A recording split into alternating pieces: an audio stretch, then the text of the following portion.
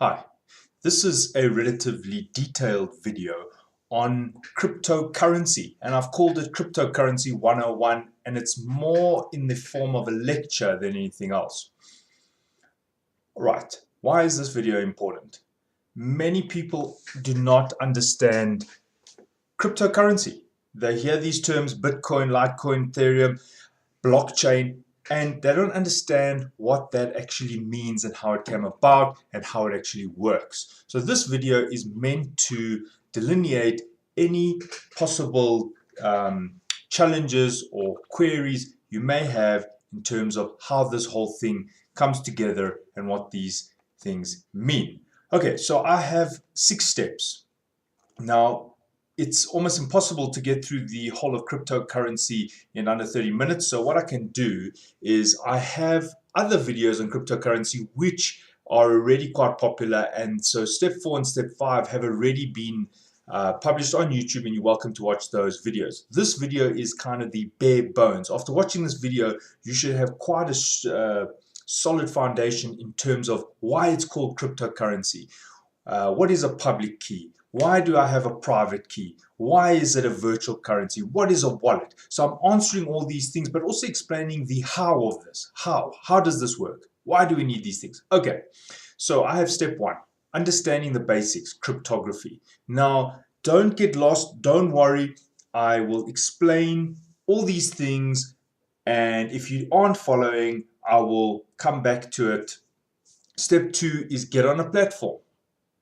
You understand cryptography to some degree, you know what it's doing.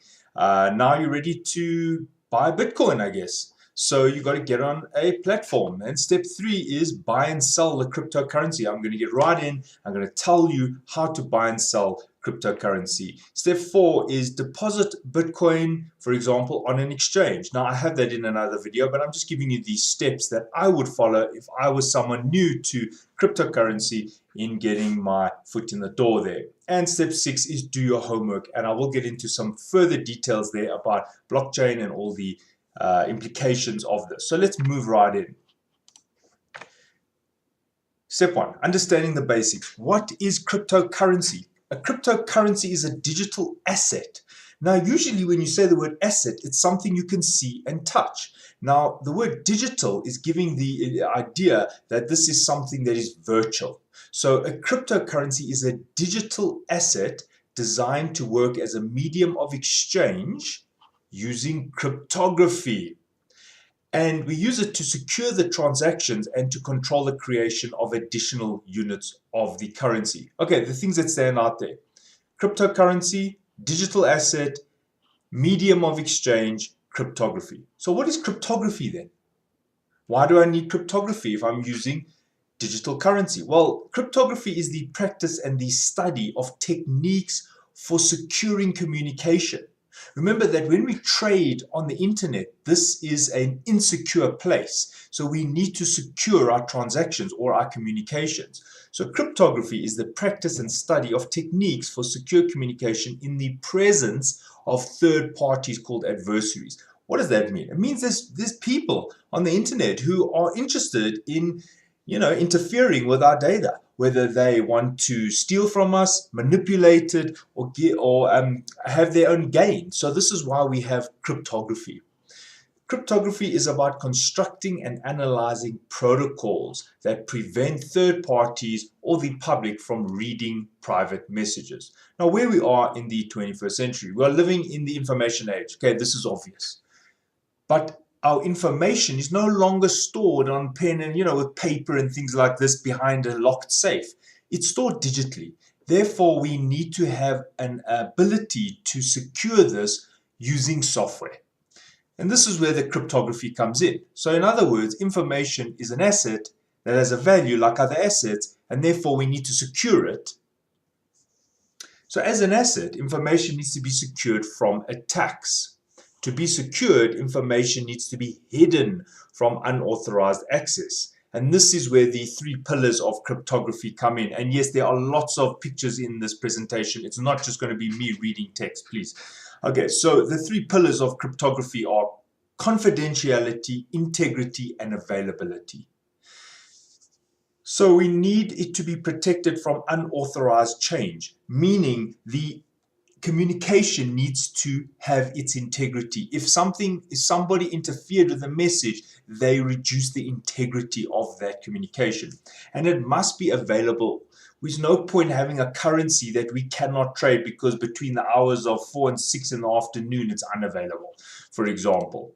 All right, so here is a crude example of access points, access users who are trying to access communication on a network. And here we've got somebody sitting on a laptop. Here we've got a computer in a house. Here's someone at their office. Here's cell phones, voice over IP phones, ATM, tablets, whatever. All these users are trying to access network resources, and they have personal information which they are sending and receiving on an unsecured network. Now, what are all these funny looking black hats here? Well, here we have the adversaries. People are trying to look at our data and possibly change it. Now, a more accurate picture of what this would look like in terms of network equipment, we've got a user here, and users are connected to a switch. This is just the symbol for a switch. Now, if you're not following this, don't worry. I am going to explain this in more detail. I'm going to tell you how to trade, how to buy Bitcoin, all these things, but I'm explaining the basics. If you do not care about the basics and you just want to buy Bitcoin and not know anything about how this thing works and why there's a key and why there's a wallet, then don't watch the video. This is to explain to you the reason why.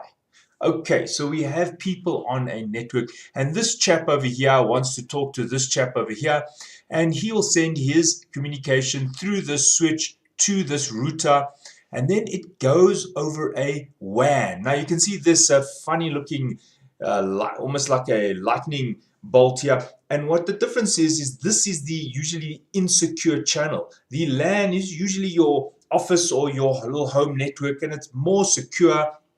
It's more controlled, and here it goes over the internet. And this is very important why we need to secure information, because it goes into the public domain. And the chap over here receives the message, and we hope that nobody interfered with it. And just more accurately, here is the internet. You can see that in real life there are hundreds of millions of users on the internet, and the internet is really just clusters of routers connected to routers, linking users to other users and servers to users and users to servers.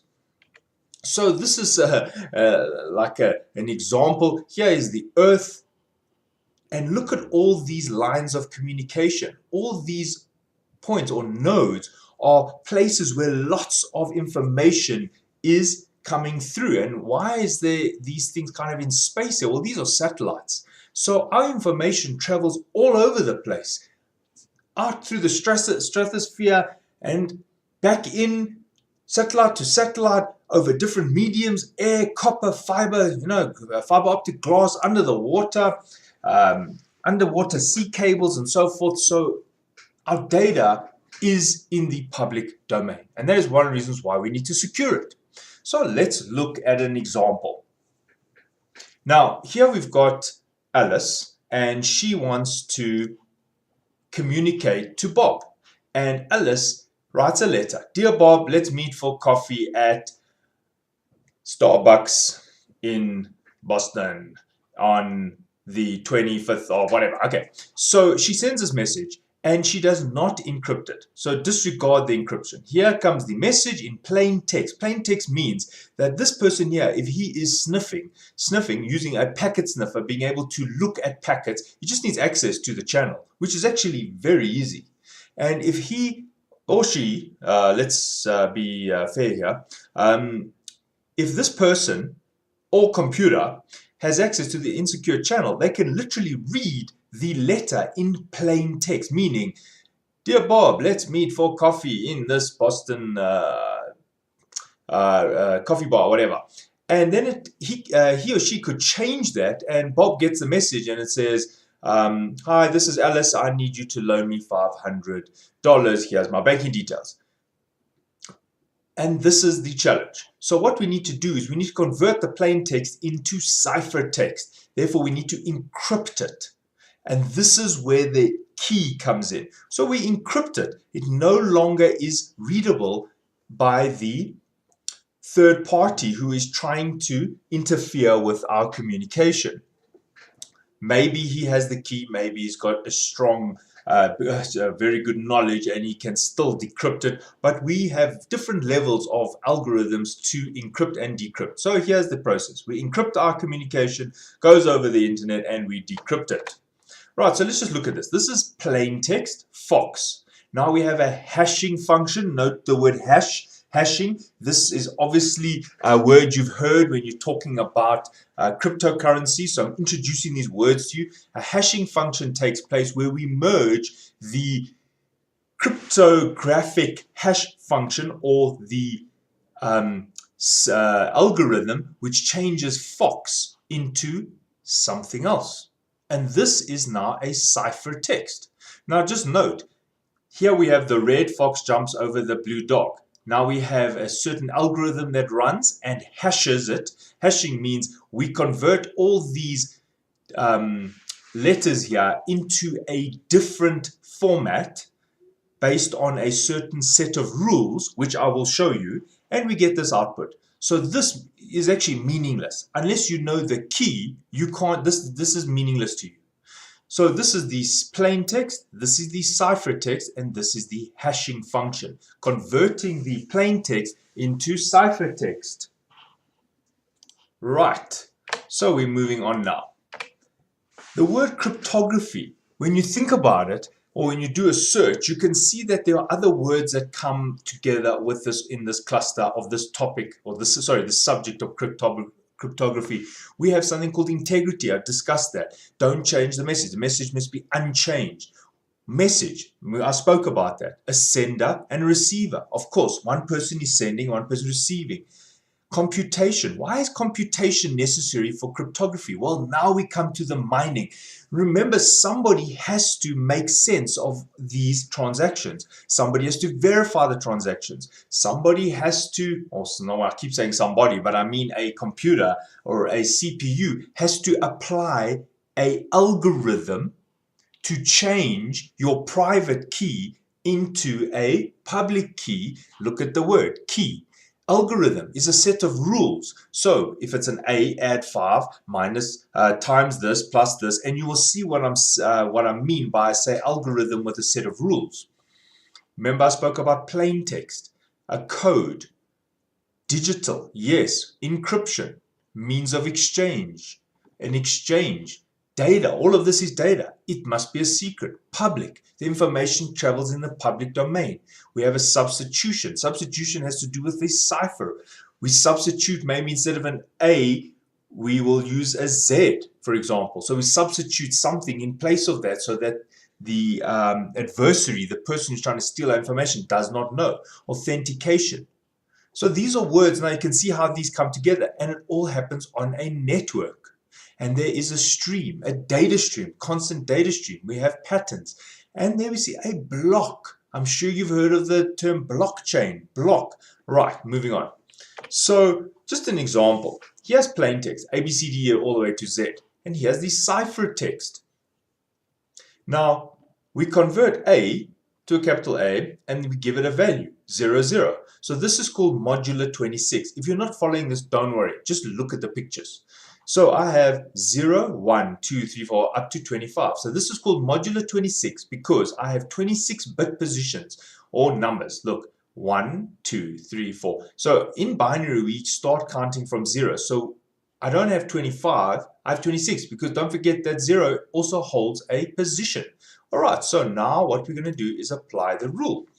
Now, use the additive cipher. This is just a rule. So we're saying that whatever you do, add 15 to encrypt the message, hello. For example, I have a plain text and I want to send it to you. The plain text is hello. I'm going to use modular, I'm going to use the key of 15. Now I've already converted this to modular 26. For example, H is 7. Where did I get that from? Well, remember I showed you A, B, C, D, E, F, G, H. H is 7. So H is represented represented by or substituted, remember that word, by 7. So H4, 7, 4, 11, 11, 14. Okay, perfect. So I've converted the plain text into a substituted numbering system. So I've got 7, 4, 11, 11, 14. But that's not an encryption. In order to encrypt it, I need to apply a rule. So the rule said, just add 15 to everything. Right, so 7 plus 15. The rule I'm using is mod 26, and the ciphertext is now 22, because 7 plus 15 is now 22. So going back, you'll see 22 is sitting here with a W. So when I say add 15 to every one of my plain text numbers, I now get an output that says WTAAD. Now that is the ciphertext. That means that when I transmit my message after applying mod 26 and the rule of 15, I will then be transmitting WTAAD. All right, so that's a very basic example. And I will encrypt it and somebody will have to decrypt it knowing the rule. Okay, so the rule is minus 15. Then if I'm minus 15, I can then read the message. Now, please don't think that cipher cryptography is that simple. Let's take another look. Here we have a plain text called enemy attacks tonight. Now you could change this into rows. Enemy attacks tonight. And then shift the columns. And now look what happens. So you created a rule. Separate this into 1, 2, 3, 4. So that's 4, 5 rows of 5 characters. And then take each each column and shift them by a certain amount. And as long as the receiver knows how to decrypt this message, he will be able to take this mumbo jumbo message here, gobbledygook, and actually decrypt it. Right, so now you're getting to understand what cryptography actually is. So this will get transmitted in the public domain through the routers and switches all over the world, whatever, and there comes the ciphertext that only if you know which column had to be shifted and which row had to be put first, second, third, fourth, will you be able to decrypt this message. Now please note, people got this idea that, oh, you send a WhatsApp and you live in this street and you're sending it to someone, your neighbor who lives next door to you. Please don't think that the transmission just goes from one router to another. No. Actually, unless you're on Wi-Fi, yes, you're within the same network. But if you're going through your telecommunications company, your message may even leave the country. You may go through at least 8 or 9 routers before your little message goes to your neighbor, if you're going through your telecoms company to his telecoms company, just by the way.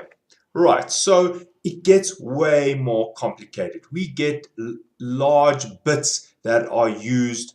And just to give you an example of how much complexity gets involved, we now have different types of permutation, different types of compression. We add just floating bits, so we increase the size of the block just to make it complicated. We shift the blocks up. We could split them into blocks of 4, then swap them, split them, combine them, shift them 3 places to the left, and so on. So just to give you an example, DES is a common format, and just to give you an example, here's the plain text and here's the key. We use this key to get that ciphertext. It's very difficult to decrypt that. And just to show you how powerful these keys can actually be, here's the plain text. And all you changed was the one on the far right here. Use the same key. And look at the ciphertext. The text that gets transmitted over the internet or to, over the public domain, look at the difference. You just changed one digit here from a 0 to a 1. You use the same key, same hashing function, and look at the ciphertext. There is no similarity between this ciphertext and that ciphertext. So this is what I'm talking about when I say that the cryptography does use computer power. And that is why these things require software and CPU to work. All right, now let's get back to the currency. Now, money can be in 2 forms, commodity or fiat. Now, the 2 kinds of money, We have commodity money, fiat money. Commodity money takes the form of a commodity with an intrinsic value, meaning gold, silver, cigarettes, something you can actually barter for exchange. For example, in the old days, people backed their currency with gold. And actually, most first world countries do not do this anymore, but older economies actually had gold reserves. And you might find that it's quite interesting to see who's buying gold. I mean, for some reason, there's a lot of gold being bought in Russia at the moment. Their banks are buying a lot of gold, more than anybody in the world. I don't know what that's about. But anyway, most economies are moving away, or have already moved away, and they use something called fiat money. Fiat money is used because of government decree. They say $10 is $10. It actually doesn't have a value. It's a piece of paper. In the old days, that $10 could be was backed by actually a commodity, but it doesn't work that way anymore.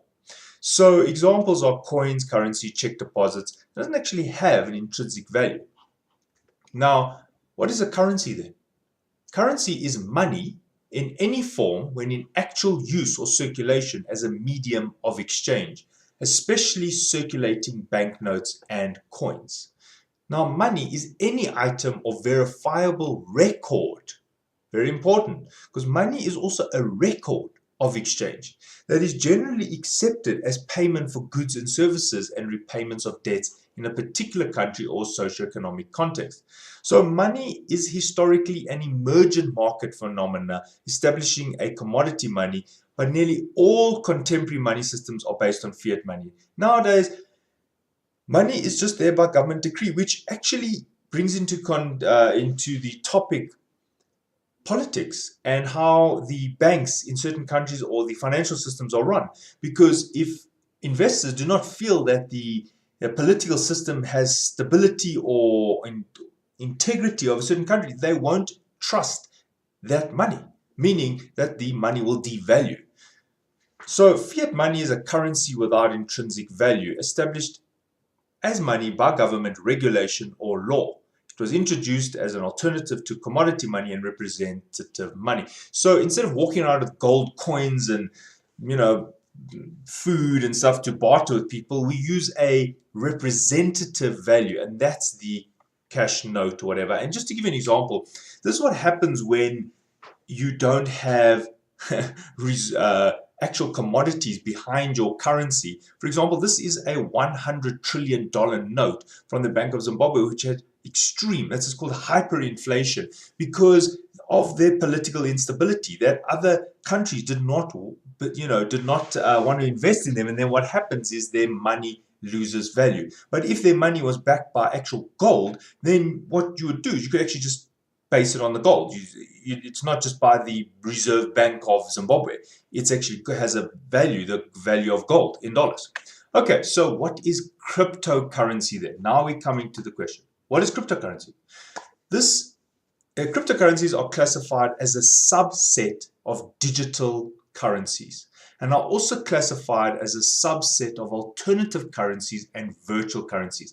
So most important thing is they are still fiat currencies, meaning that a cryptocurrency isn't backed by gold. So if, for example, tomorrow, if Bitcoin just bursts, the bubble is burst, you can't just say, oh, well, I had this many coins, can I go get my gold equivalent? No.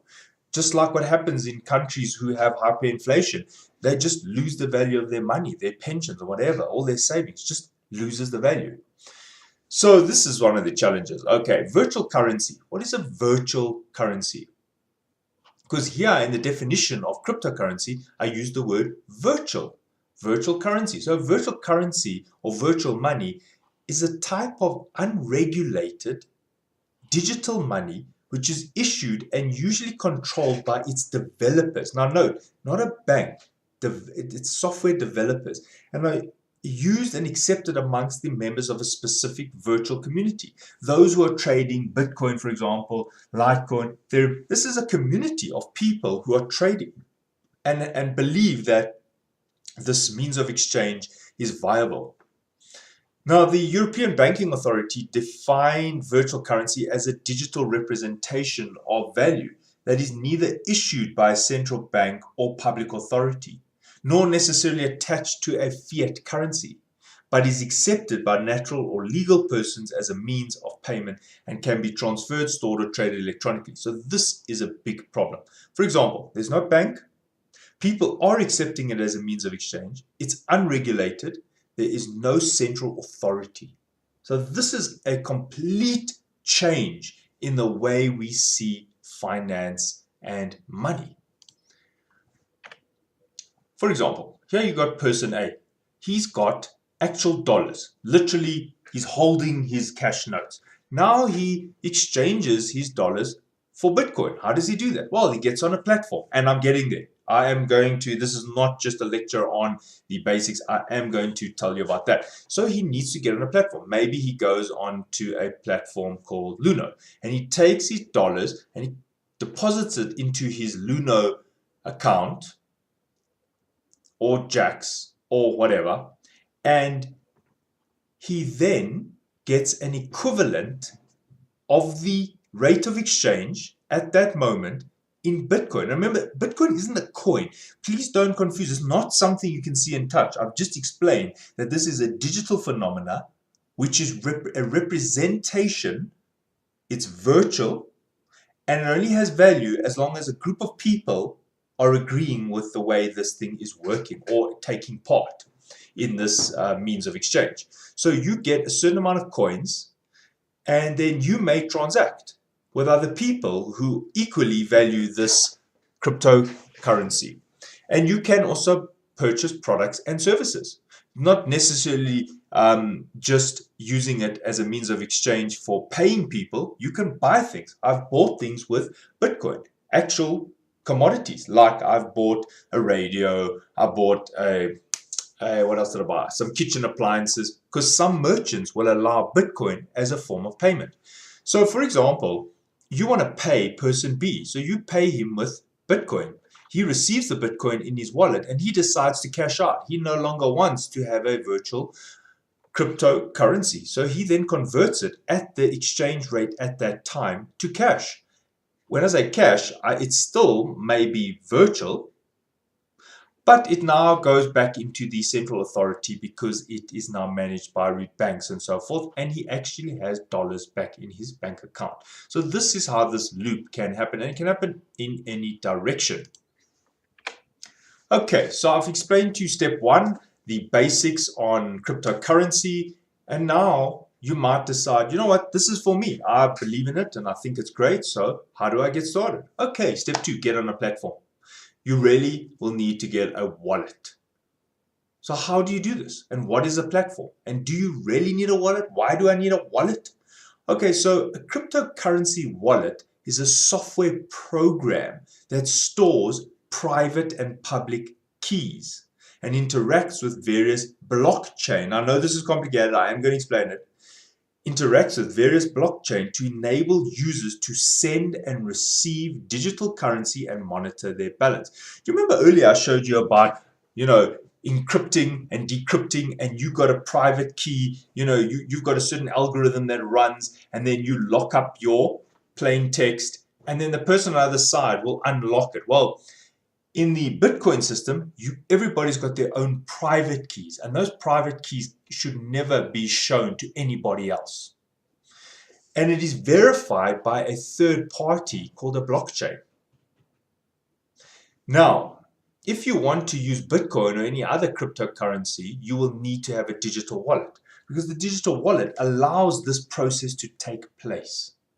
For example, if you want to send email to someone, you need to have an email client, and the other person also needs to have an email client. So if you're on Gmail and you want to send an email to someone, they have to have an email service, whether it's Gmail, Yahoo, Outlook, whatever. You can't send an email to someone who hasn't got an email platform. So this is how the Bitcoin works. You can't trade Bitcoin unless you've got a wallet to do that, and that is a digital wallet because it's happening in software. It's virtual. So a digital wallet is an electronic device that allows an individual to make electronic transactions. This can include purchasing items online with a computer or using a smartphone to purchase something at a store. Okay, now there are plenty wallets, and some wallets are confusing because they might use the name like you might have a name called Bitcoin, but it's actually a wallet. So now it's confusing because Bitcoin is also a currency and it's called Bitcoin as called a wallet. So that's why it's important to understand the differences. Okay, so I've already made this part, so I'm actually just going to play this. Okay, so the wallets. Here I'm on a website called Crypto Compare, and instead of going through each slide on the PowerPoint, I just thought I'd go straight to the website and you can have a look.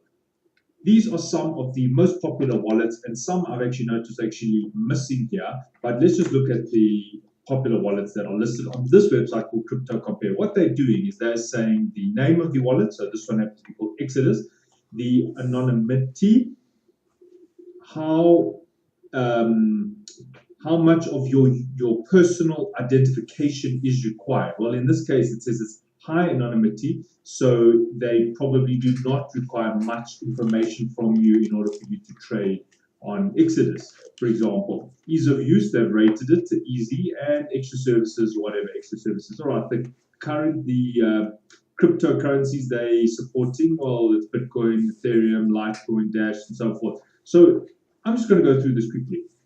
The point of why I'm showing you this is to show there are many wallets. Mycelium, Ledger Wallet, My Ether Wallet, Airbit's Bitcoin Wallet, Electrum, very popular wallet. And then also, it's also showing you the platform. For example, Apple Play and the Google Play Store. So, for example, if you go back to Exodus, you can see it's Linux, Apple, and Windows. Usually, this is desktop. Right, now we carry on. We've got Electron, Coinomi, CoinJar wallet, UberPay wallet, Ethereum Mist wallet. Okay, I'm just going to scroll down. Jax, also popular. BTC wallet, also popular. Copay, Classic Ether. You can just see how many wallets are available, and these are not all of the wallets. There are others. For example, on this list, we do not see the platform called Luno, which is not shown here. All right, so now let's get back to the presentation. Just want to see if there's any more here. LiteVault, Mobi, and you can see this on LiteVault only for Litecoin, for example. Mobi is only for Bitcoin. So some of the wallets will only work with some coins. Right, so important aspects to note about wallets. A digital wallet may be online or offline. Offline wallets are called hard wallets. They can store cryptocurrency offline. Why would you want to do that? Because if somebody gains access to your computer and can log into your wallet, they can literally take all your cryptocurrency. So if you can store it on a memory stick or something that is offline, person can't access it, then it provides you another level of security. A wallet, the next point, the wallet needs to provide you with a wallet address and private keys. Now, this is important, and you might be wondering, what is a wallet address? This is like your bank account number. It's the place where people can send money to. So you could trade Bitcoin, you could give somebody your wallet address, and if they owe you money, you could say, here's my address, deposit money into my wallet. So you've got to give people your wallet address. That is not something you need to hide. It's irrelevant. People aren't going to use that to crack or to hack you. You need to, otherwise, how will they pay you? You understand? So that's like kind of your identification. So there's, oh, it's going to this person. All right. A private key, however, this is to be kept secret. An encrypted key that allows your cryptocurrency to be authenticated in the blockchain. So you never show your private key. Now I have a video explaining, for example, one of the wallets called Jax. I explain in detail and I show you the actual private key and how to find them and so forth. Okay, so you can watch that video. I will put a link. Okay, digital wallets should not be thought of as being similar to a pocket wallet.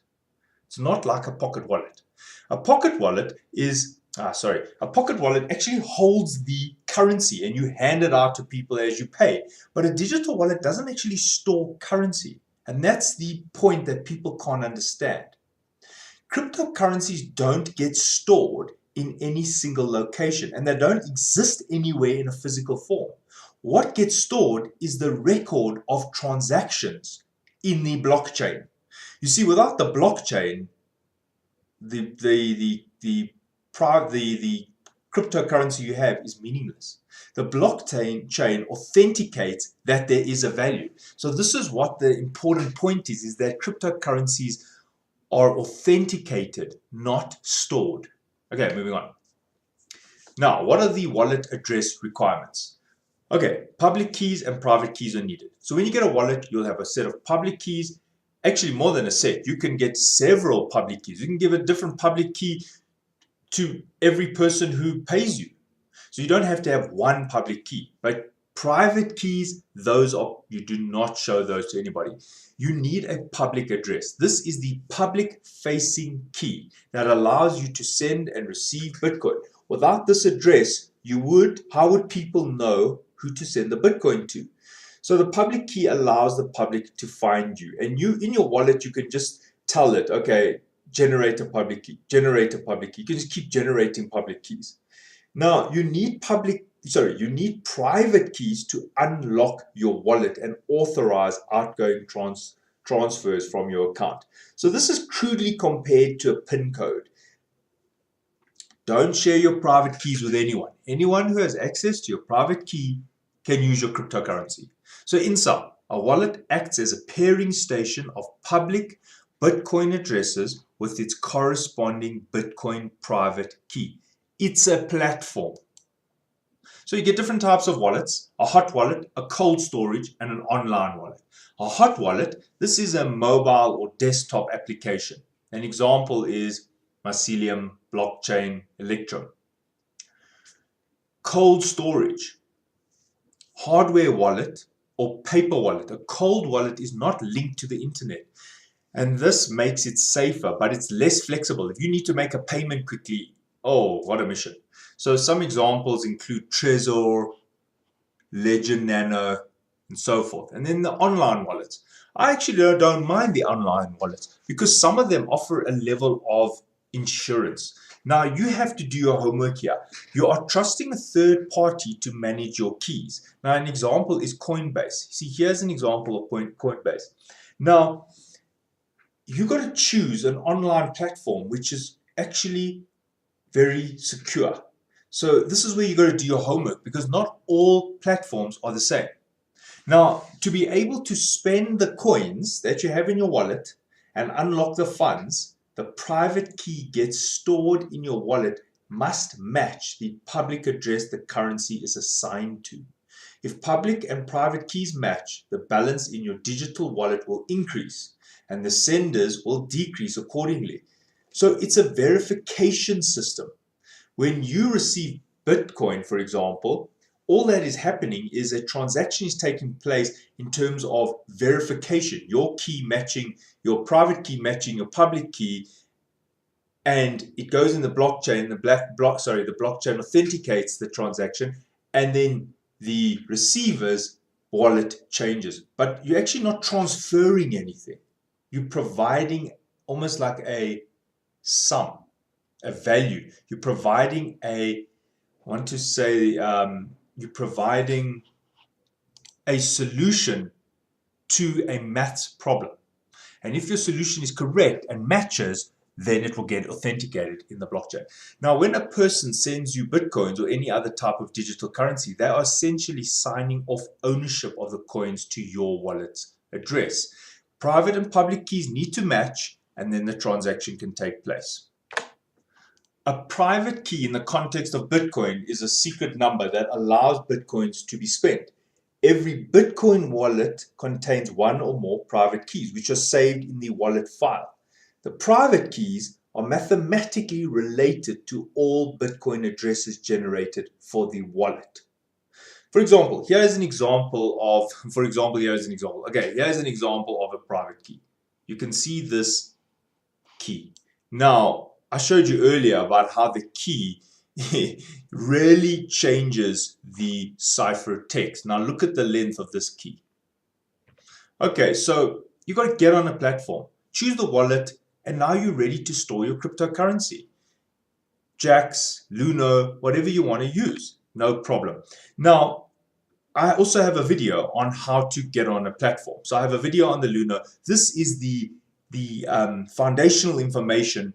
Now you can watch the videos on how to actually get on the platform, but I feel like this video will be too long if I explain all those things. I do have the videos on it. So now we go to step 3. You want to buy and sell cryptocurrency.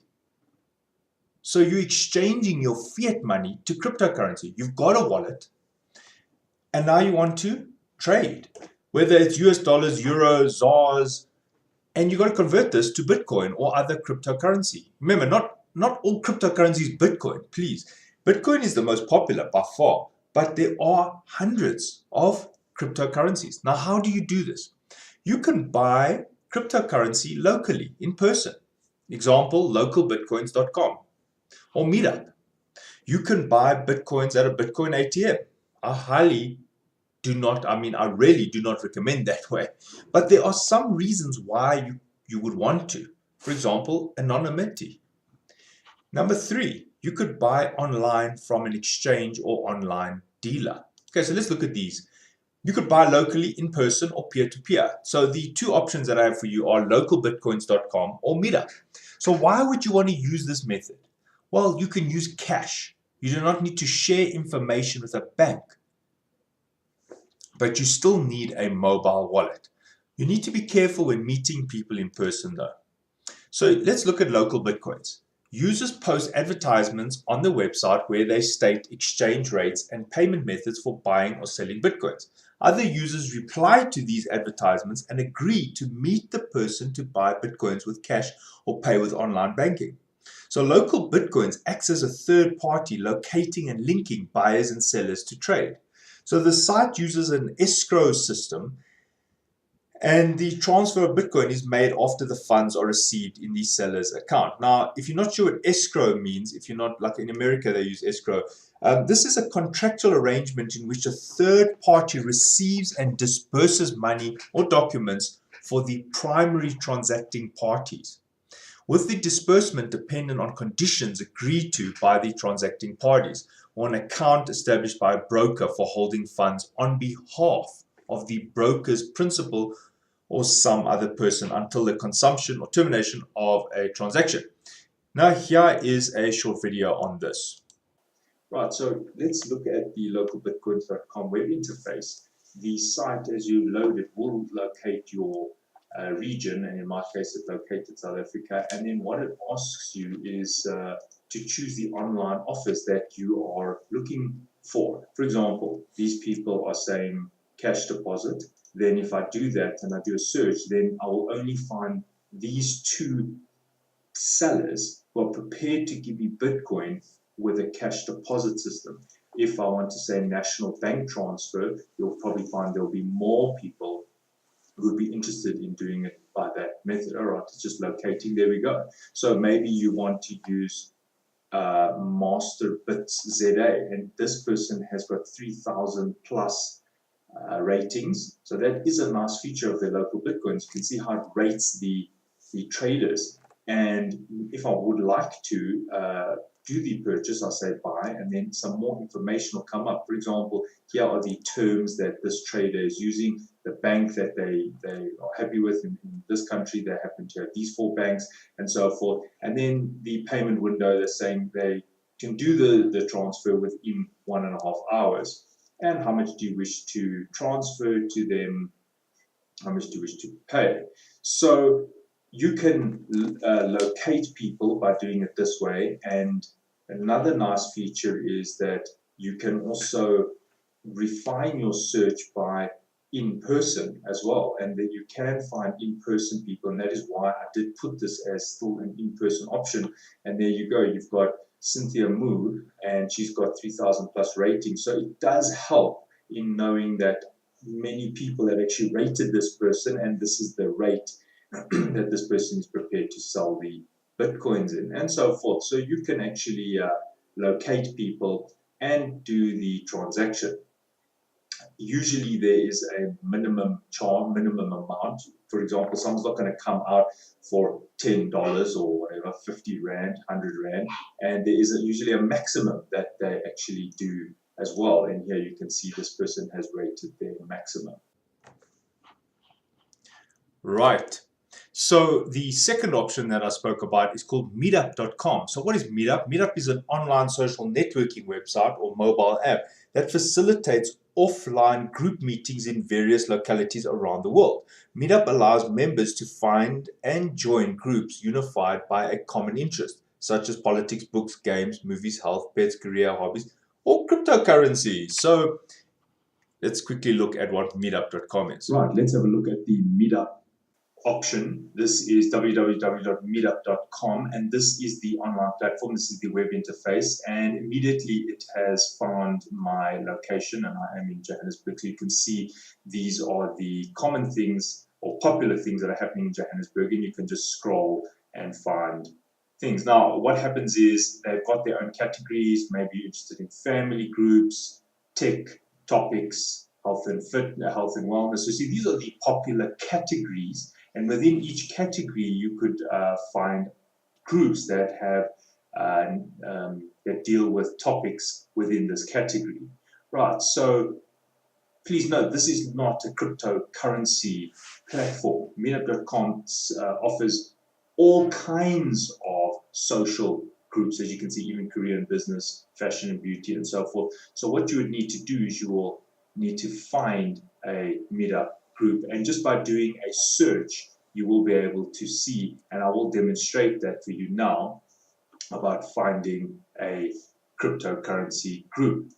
And just quickly I'll say join a movement, and then I'll say, let's just say a Bitcoin, and it asks you how within the radius and so forth, and let's just say 50 miles. Okay, and immediately I can see these are the groups in and around Johannesburg that are like-minded people who are looking to do cryptocurrency. Here is a Johannesburg Ethereum meetup. This is a crypto money making guys, 25 people, and so forth. So you can see these are the groups, and you can find this in your location. So that is the meetups.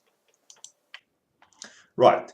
The next one was the Bitcoin ATMs. Now, why it's good is it's impersonal, it's quick, easy to use. Maybe you got, but the fees can be very high. Now, if you want to locate a Bitcoin ATM, it's quite easy. You go to https://coinatmradar.com, and here's a little video on how this works. Right, so we are now at coinatmradar.com, and this is a website that provides you with the locations of Bitcoin ATMs. And just looking at the map, you can see how in the United States they have the highest number of Bitcoin ATMs. 511 in this area, 316, and so forth. So what you could do is you could locate ATMs using the service, and interestingly enough, it does allow you to refine your search. For example, you might want to pay in cash and get cryptocurrency, or you might want to do the reverse and cash out some of your cryptocurrency. So you must just check that, because just now you go to an ATM and it doesn't offer both the services or the currency, the cryptocurrency that you're currently using. All right, so let me just demonstrate quickly how to find an ATM. You could just search here and you could say Nigeria, and then let's see it locate. And there we go. And there is a Bitcoin ATM in Nigeria, and the details should be given now. Let's just zoom in here. So the best way is then to go find a Bitcoin ATM near me. Then I will now go and say, right, I am in Lagos, Nigeria. There it is. And I will then search. And hopefully we will get a Bitcoin ATM. And here we go. It's 8 kilometers away. And some of the details, you see some of them do have a transaction limit. And I can actually go and get the actual address of this ATM. And there it is. 10 Udi Street, Unit 1, Osborne Estate, Lagos. Right, so why would you want to use an ATM? Well, maybe you ran out of cash while you were traveling, but you have your wallet and you know your Bitcoin you've got your Bitcoin wallet, so you could actually cash out, actually get hard cash in your hand wherever you are. Secondly, maybe somebody paid you in cash notes and you don't want the tax man to know it. So you just put it in the Bitcoin ATM, for example. Then it doesn't go through your bank, and then your bank then paying into your wallet platform and so forth. So this is some of the reasons why people do that. Now, the most popular one is online purchase or sale. And this is the most popular method. However, not every online service is available in every country. For example, we've got Kraken, Bitstamp, Luno, CryptoPay, GDAX, SpectraCoin, Coinbase, but I bet you in the country that you're sitting in right now, you don't have all of these. So this is a problem. For example, Luno wasn't available in Europe until literally a month ago. So you might need to find out what is available in your region, and you can go to https://blockgeeks.com guides how to buy Bitcoin. So here's a quick video on that. Right, so this is blockgeeks.com, and they have some guides. And in order to trade and buy and sell Bitcoin, you'll need to know what's available in your area, and you can use this website to locate your area and what's available. And they have the areas listed, and if you want to go and say you're in South Africa and you want to find what's available, quite easy. I'll just say South Africa, and then I will just go to that. There we go. And in South Africa, they have two exchanges, and they are called BitX and IceQ, ICE3X. If you're in Nigeria, you can also use BitX, and so forth. So this is a website which you may use to locate what's available in your area. I know that in South Africa you can also use Luno. Okay, so step 4 and 5. You now know what's available, you know the platforms, you've got a wallet. Now you want to deposit Bitcoin on an exchange and actually trade. And you may want to exchange Bitcoin for other cryptocurrencies. Maybe you've decided you want to convert some Bitcoin to Litecoin. Now I have videos on that, and I will have links, so I'm going to move on because this is a video on the underlying factors about cryptocurrency. And the next thing I bring to attention is, please do your homework. Do you know what a blockchain is? Do you know what cryptocurrency is? Do you know why there's a private and public key? If you can't answer these questions, I don't think you should, well, I wouldn't be trading with Bitcoin, because you may not be able to predict what will happen in the future, although it's very difficult to do that anyway, but at least go to the source. Now, this was the original paper by a person, an entity, whatever, Satoshi Nakamoto. Nobody actually knows who this is. And it was a journal, a paper called Bitcoin, a peer-to-peer electronic cash system. So this was the birth of it, although there were some earlier iterations of people who had similar, not similar ideas, but, you know, cryptocurrency has been around for a long time. But this peer-to-peer version of electronic cash was born here, and he called it Bitcoin. And I'll just read you the abstract. Now, this part of the presentation is going to get into detail. I'm just going to show you what's ahead. I'm going to explain the blockchain, and I'm also going to explain how these transactions work, and I'm also going to discuss some of the risks. So if you feel like it's enough and you're done, I bid you farewell. But if you want to still know more, then I recommend you actually do your homework, because there's no point trading on something you don't understand. Now let's look at the abstract of this paper. Now you can get this paper and read it. It is written in basic English. It's not like some academic journal paper for researchers and lecturers. Not at all. This is written very clearly. In fact, there's a few grammatical errors in this, so that was quite interesting as well. So it looks like it wasn't really reviewed. But anyway, Bitcoin.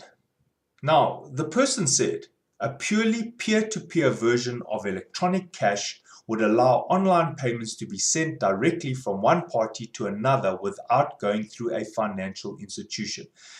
Ta-da! That is one of the big appeals of the blockchain. Never mind Bitcoin. The idea of decentralization, whether it's music licensing, accounting ledgers, it decentralizes things and also makes it public. And there are very good reasons why one would want to do this, because people interfere with historical data. Whereas with the blockchain, it's very difficult to interfere with historical transactions, and I'll explain why that is so. Okay, so the person says, digital signatures provide part of the solution, but the main benefits are lost if a trusted third party is still required to prevent double spending. We propose a solution to the double spending problem using a peer-to-peer network. The network timestamps transactions by hashing them into an ongoing chain of hash-based proof of work, forming a record that cannot be changed without redoing the proof of work. Now, this is a bit of a mouthful, but I did explain to you earlier about hashing. You are actually applying a mathematical algorithm, and the output can be verified against another entity, and if they get the same value, then it is acceptable. So once your hashing has gone into the chain, you can't change historical transactions unless you have more than 51% of the computing power in the cryptocurrency world, and I'll explain that later.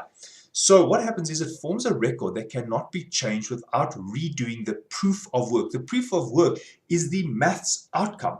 These almost like the answer to the sum. So the longest chain only serves as proof of the sequence of events witnessed, but proof that it came from the largest pool of CPU power. Why the largest pool of CPU power? Because the first CPU or entity or group of CPUs that can provide a solution is usually the fastest or the largest power. So they take the role of the trusted outcome. As long as a majority of CPU power is controlled by nodes that are not cooperating to attack the network, they'll generate the longest chain and outpace attackers. The network itself requires minimal structure. Messages are broadcast on a best effort basis, like IP, and nodes can leave and rejoin the network at will, accepting the longest proof of work chain as proof of what happened while they were gone. Okay, if you do not understand all of that, that is not a problem. Now, you can just go and find this on the internet. Just search for it and download the paper. It's like 8 pages. It's really straightforward, and I really recommend you read it, even if you don't understand it fully, because certain words will start to stand out for you. Hashing, chain, CPU power, because this is starting to underpin the inner workings of blockchain, which is actually the big deal here. Bitcoin is not the big deal. The big deal is blockchain. Okay, so understanding what blockchain is and why it's important. A blockchain is a continuously growing list of records called blocks, which are linked and secured using cryptography. Each block contains typically a hash pointer as a link to a previous block, a timestamp, and a transaction data, and it's public. You can actually witness the blockchain. I don't have the link right now, but it is possible. Okay, so let's look back in time. There was a previous hash. We assumed that it was correct. Now we got some new transactions. They were timestamped, and they got joined into the next block, block 11. Now look how block 11 got populated. Various transactions were taking place. Transaction 0, transaction 1, transaction 2, 3, and they had their varying hashing, and the hash then was summed, and it got into the block, and the block verified it and was correct.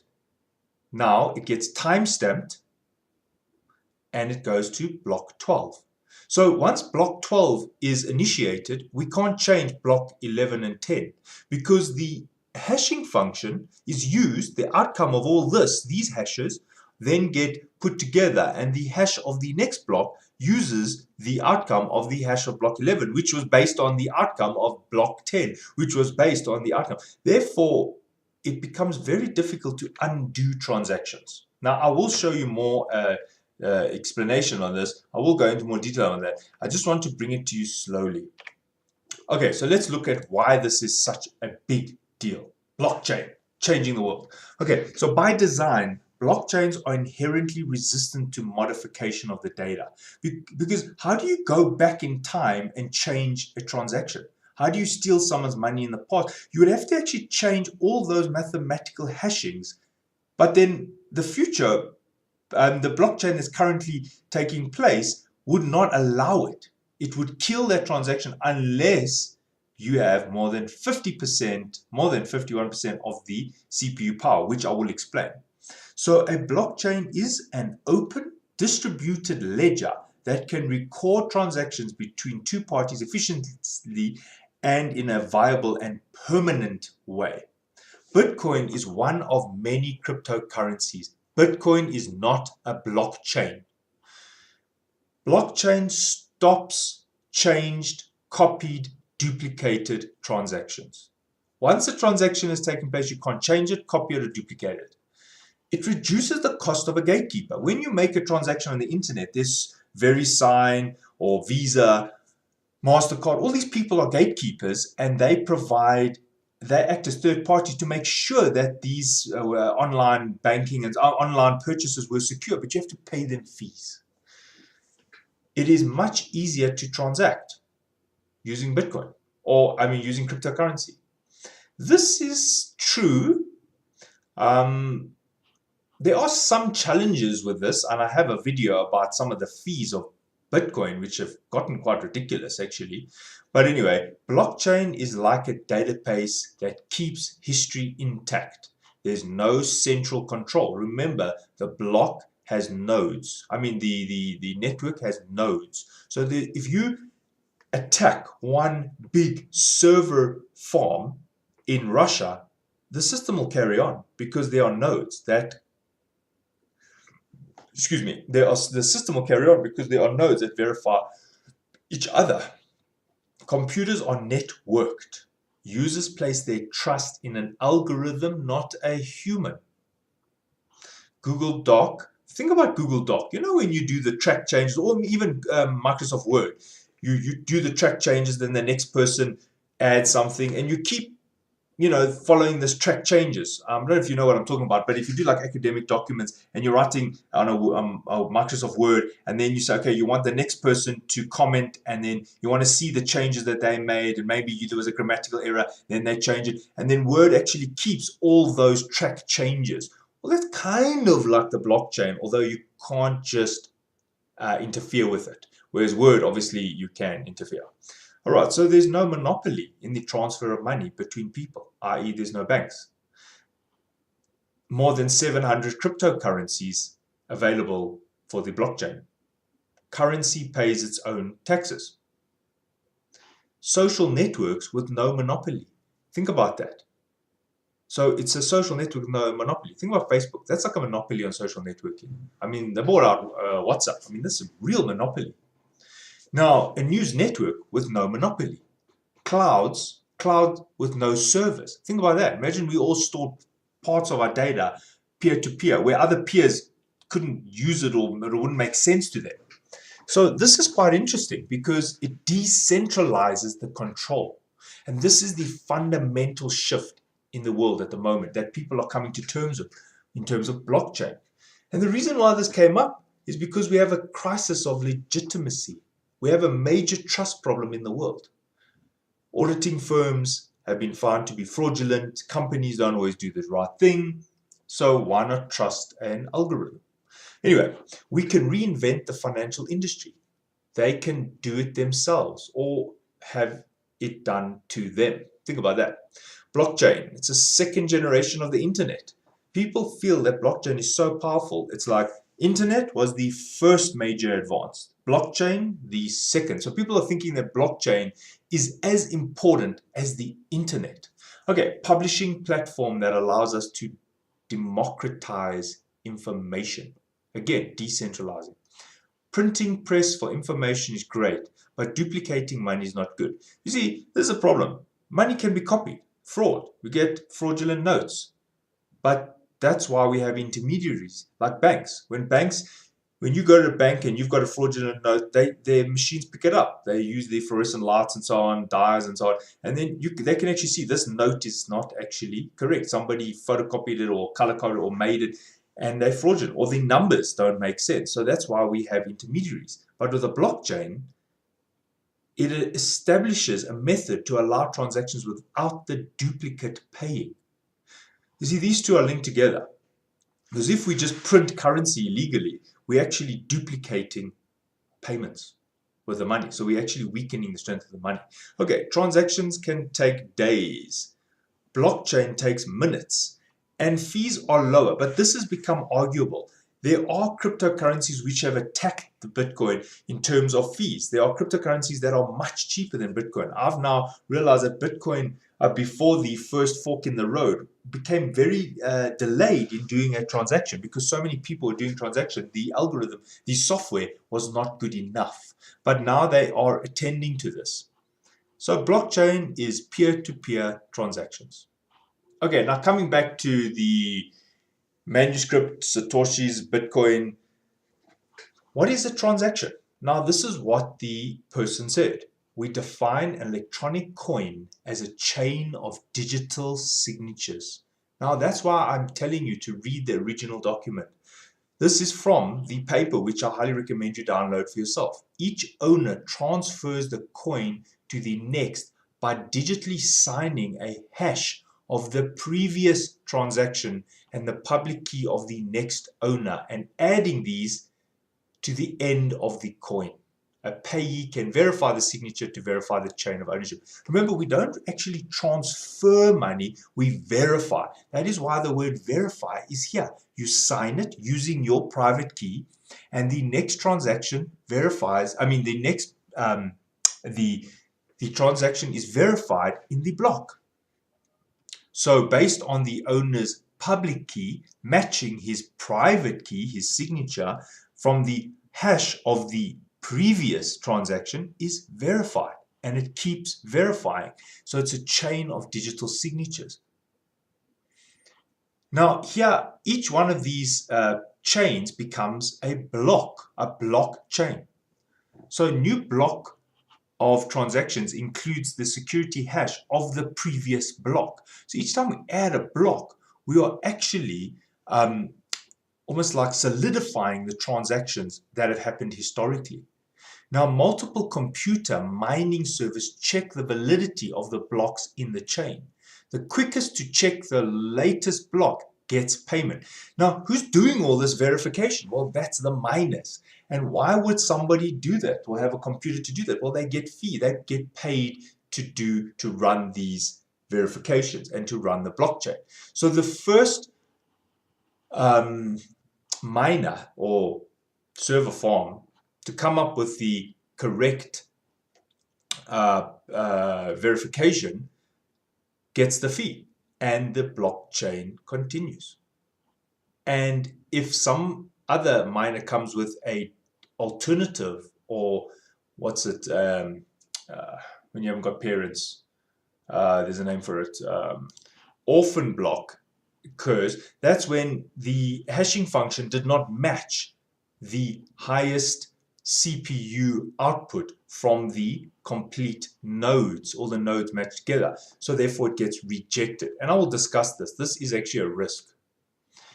Okay, so another slide just to really seal the deal here. I'm making a hash of it. Input transaction A, any length of data. Output, here we go. There is a hashing function. Transaction A, hash value, hash. Transaction B, hash value of A and B. These are called Merkle trees. It's in the paper when you read it. And these get combined into a block with a timestamp and a nonce. The header then becomes part of a cryptographic puzzle solved by manipulating a number called the nonce. Once a solution is found, the new block is added to the blockchain, and these get finalized. Okay, so here's another picture, and that's coming to the end of this presentation. Okay, something called proof of work. So these are the transactions that have taken place, and these are the outputs, for example. Now look here, it says proof of work. This is the output that the miner presents.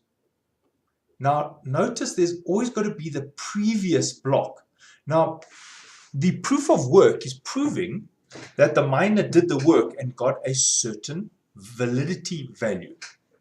Now, if you look at block 2, in order for block 2 to actually take place, it has to look at the previous block, look at the proof of work, which was already accepted by the entire blockchain, hashing all these functions together, plus the nonce, was 0.09857VVV, then it uses that plus the outcome of the next batch of transactions and provides its own value, and then that value gets used as the proof of work for the next block using the outcome of these transactions and the hashing function and so forth. Okay, now this says, hi, I'm a Bitcoin miner. I code hashes that bundle timestamp transaction together into a block. Remember, for a block to be called a block and to be validated, it needs a timestamp, a unique cryptographic signature, previous hash, an asset or transaction data, and that is called a block. So this is why I keep showing these pictures. Proof of work, timestamped, transaction value, and a cryptographic signature. Okay, so what are the risks? Finally, this is the end of the presentation. Okay, some of the risks that I've identified is not just me, but your keys could get stolen. Literally, if you give someone your PIN code on your bank card, they can literally just withdraw your money. Well, it's the same with Bitcoin. If you give someone your private keys, it's gone. And the difference is, your bank usually has insurance. If someone steals your credit card and they go and buy air tickets and so forth, some of these things are traceable, and you probably will, won't, probably get your money back. Well, I know in South Africa, the banks are quite good like that. When there's fraud that happens on your account, most of in my experience, it's happened to me, the money gets reversed. But in Bitcoin, in cryptocurrency, for example, Bitcoin, it's very difficult to trace this. And in fact, most of the time, it's like, who's going to help you? Because also unregulated. You ain't going to the police, the local police, and saying, oh, my Bitcoin was stolen. Well, they won't even know what to do. It's also subject to policy changes in various countries. In China, they suddenly make a decision, they don't want these type of exchanges and so forth. And then the price of the Bitcoin changes, There are disputes amongst these software developers. Remember I said earlier that this is based on software developers. It's not based on banks.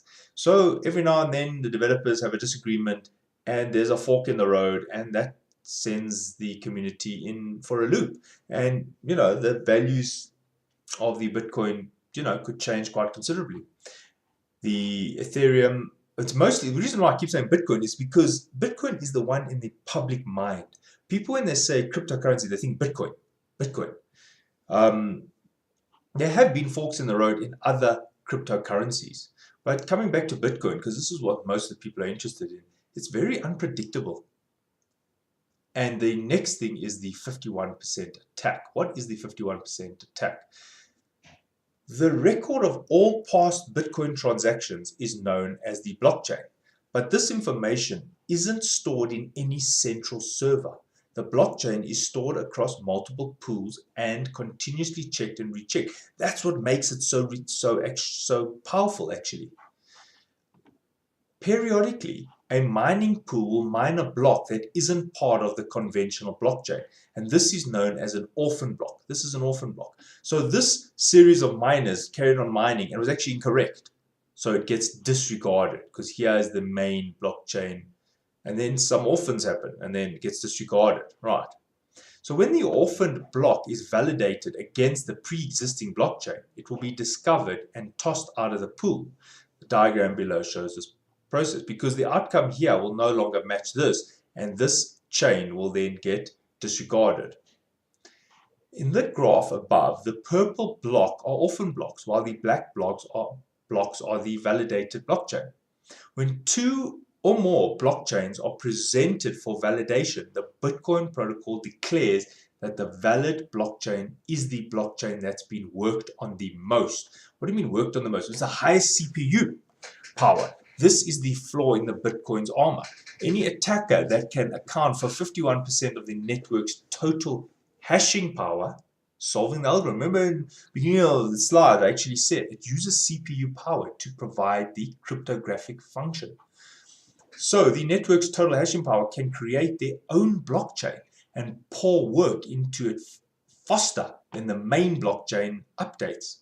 And one of the chief problems with this is that the 51% network can double spend coins all the things that the blockchain is not supposed to do. And how they do this is by simply removing the transactions from its own blockchain after spending them. Haha. So if you are able to get 51% of the computing power in the blockchain, you can actually change the older blockchains and plug them into the nodes, and it will get validated as correct.